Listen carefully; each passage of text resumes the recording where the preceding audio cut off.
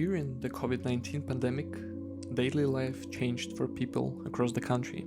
Streets became quieter, routines were disrupted, and many people spent more time inside than ever before. For many Asian American families, the pandemic also brought increased fear and uncertainty because of rising anti-Asian racism. In San Jose, these changes affected how people moved through public spaces and how families looked out for one another. This documentary shares two personal stories. One comes from Ryan, who talks about his grandmother's experience with racism during the pandemic. The other comes from Brian, who reflects on how he was affected during that time. Through the stories, the film looks at how moments of fear shaped everyday life and how families and communities responded.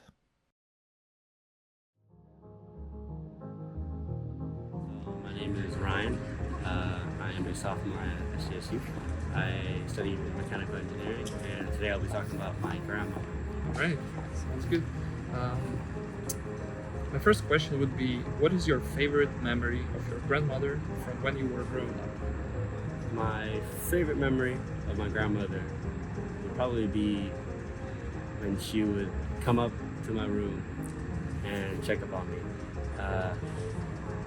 She cares a lot, and she'll sometimes come to check if I'm sleeping. And when she sees that I'm sleeping or not, then she'll be able to sleep herself. And that just sort of tells me that she loves me, she cares for me, and I do the same for her. And that just tells me that I love her and she loves me.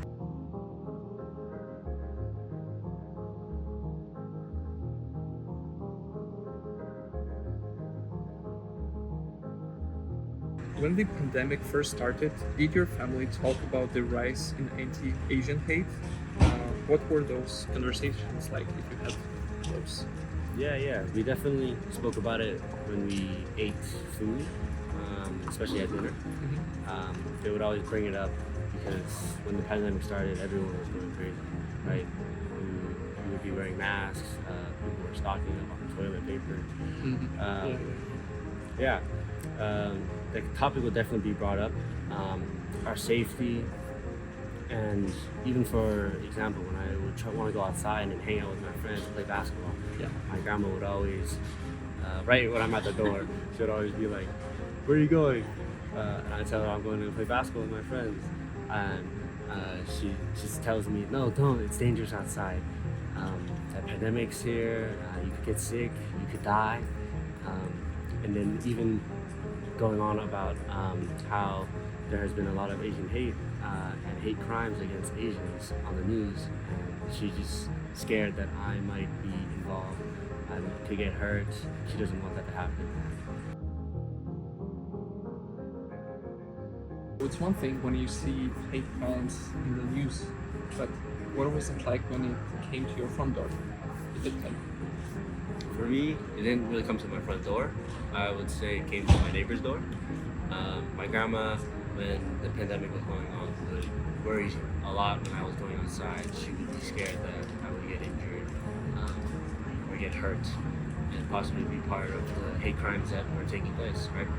And she would always tell me the story of how her friend was assaulted on the street. And she was around her age, around 80, and she was walking along Chinatown, and she was shoved by someone onto the ground, and her bag was stolen as well. The person ran off, and her herself was injured quite a little bit. She got bruises on her shoulder and her hip as well, and she ended up going to the ER to get it checked out. That just kind of made my grandma worry about our family. Experiences of the pandemic were deeply personal and varied from one person to another. While Ryan reflects on his grandmother's experience, Brian speaks about how these events shaped his own sense of safety and belonging. One of my roommates, and today I'm going to be interviewing him on how the Asian American community was affected during the pandemic. Okay, let's start off. So Brian, how did the rise in anti-Asian hate incidents during the pandemic affect your sense of safety in public spaces? For me, like during the pandemic, my sense of safety changed quite a bit. I feel like simple activities like going to the grocery store, just going for a simple walk, walking my dog, it became stressful because I felt a little more aware of how people were just looking at me, or I felt like how they're even treating me.